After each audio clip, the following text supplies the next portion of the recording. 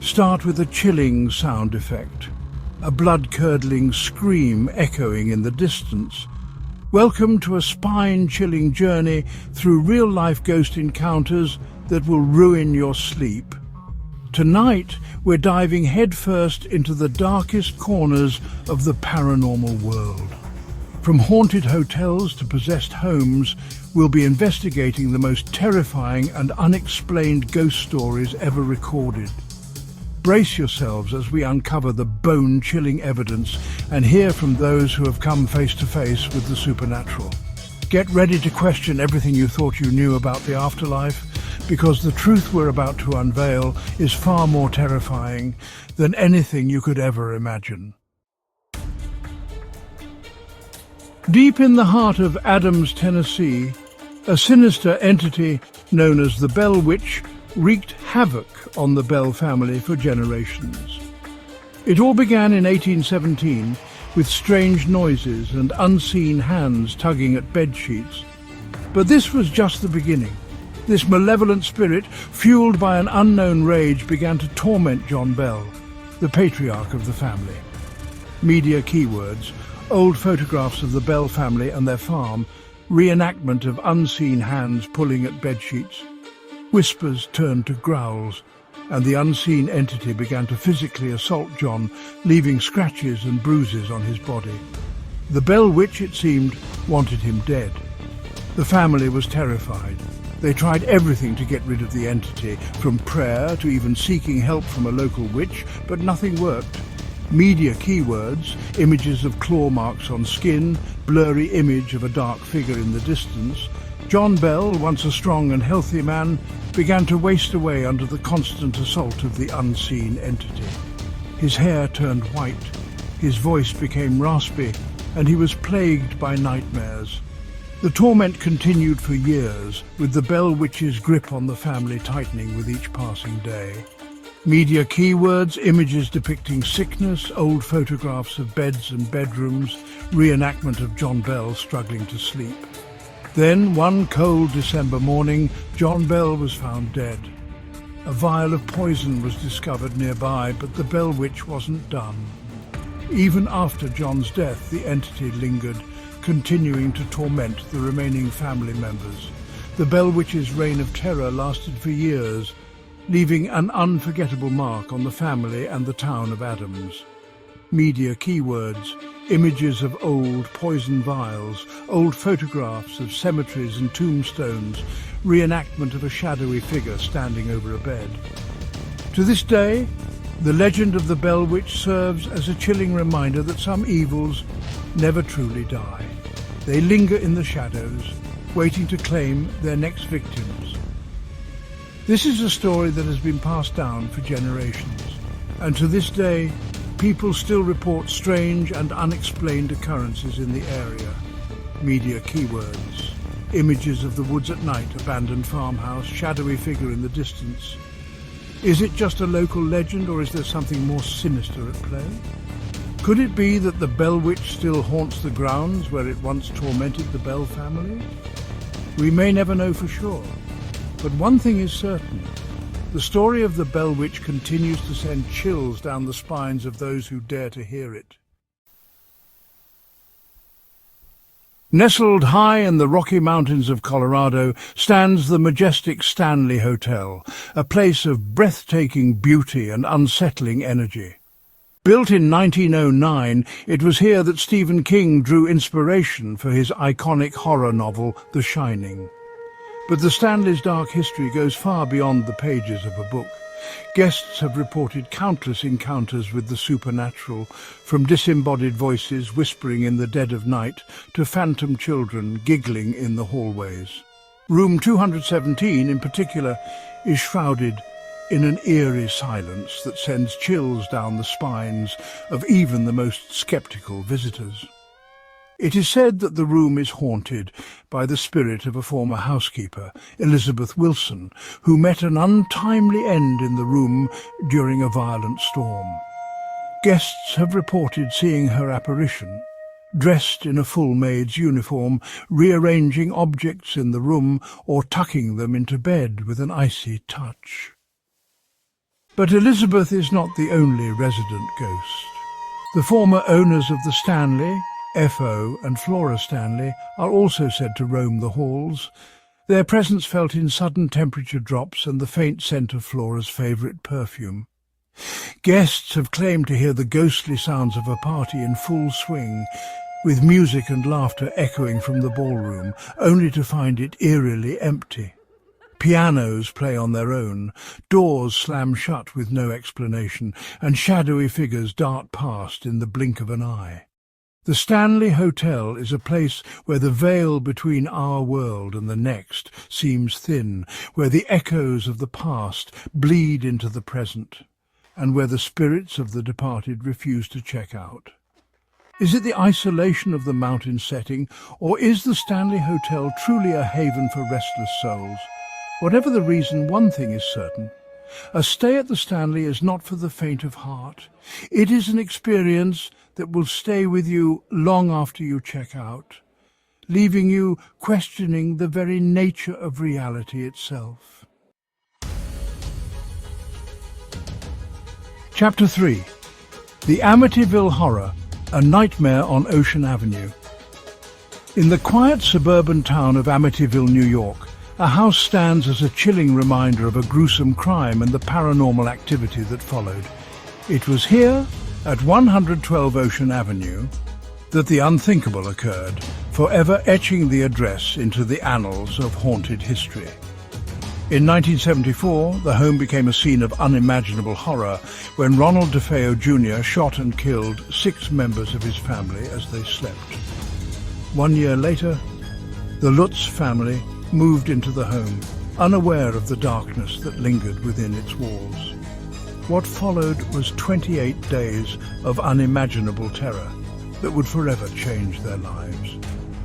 From the moment they stepped inside, the Lutz family was plagued by unexplained phenomena. Foul odours permeated the air despite the house being spotlessly clean. Green slime oozed from the walls and swarms of flies appeared out of thin air. But it was the unseen forces that truly terrified them. Kathy Lutz felt unseen hands pulling her from her sleep, while George Lutz, the father, claimed to wake up every night at 3:15 a.m., the approximate time of the DeFeo murders. The children too were plagued by nightmares and visions of demonic figures. One of the most chilling aspects of the haunting was the discovery of a secret room, painted entirely red, that seemed to exude an evil energy. This red room became a focal point of the paranormal activity, with the family dog refusing to enter and the children claiming to see a demonic presence within. The Lutz family, desperate for help, called in paranormal investigators, priests, and even a psychic, but despite their efforts, the paranormal activity only intensified. The family, driven to the brink of madness, finally fled the house, leaving behind all their possessions. The Amityville Horror, as it came to be known, sent shockwaves throughout the world, blurring the lines between fact and fiction. Was it a case of genuine paranormal activity or a clever hoax? To this day, the debate continues with no definitive answers. But one thing is for sure. The events that transpired at 112 Ocean Avenue remain a chilling reminder of the darkness that can lurk beneath the surface of even the most idyllic towns. Chapter 4. The Enfield Poltergeist, Terror in the Suburbs. The year was 1977. In the quiet London borough of Enfield, a seemingly ordinary house on Green Street became the epicentre of one of the most well-documented poltergeist cases in history. It was here that 11-year-old Janet Hodgson and her family endured 2 years of relentless paranormal assault. It began subtly with strange noises and objects moving on their own. But the activity quickly escalated into something far more sinister. Furniture overturned violently, beds shook uncontrollably, and disembodied voices whispered threats from the shadows. Janet, the youngest daughter, became the primary target of the entity. She was levitated in the air, thrown across rooms, and even spoke in a deep, guttural voice that was not her own. Witnesses described her body contorting in unnatural positions, her eyes rolling back in her head as if possessed by an unseen force.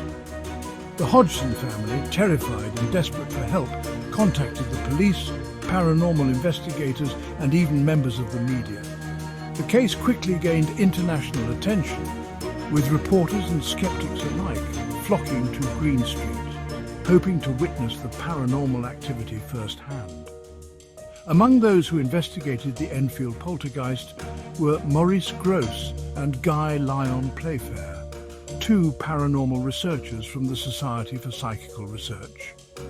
They witnessed firsthand the terrifying events that unfolded within the Hodgson home, documenting everything from levitating objects to Janet's chilling demonic voice. Despite skepticism from some, the evidence collected during the Enfield haunting remains compelling. Audio recordings captured Janet's terrifying transformation. Photographs showed furniture moving on its own, and eyewitness accounts from reputable sources corroborated the family's claims. The Enfield poltergeist case, with its chilling accounts of demonic voices, violent poltergeist activity, and the torment of a young girl, continues to divide opinions. Was it a genuine case of paranormal activity or an elaborate hoax perpetrated by a troubled child?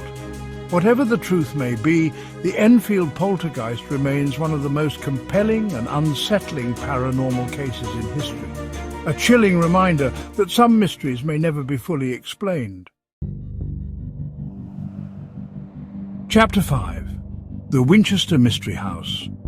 Trapped in a labyrinth of spirits, in the heart of San Jose, California, stands a sprawling architectural enigma known as the Winchester Mystery House.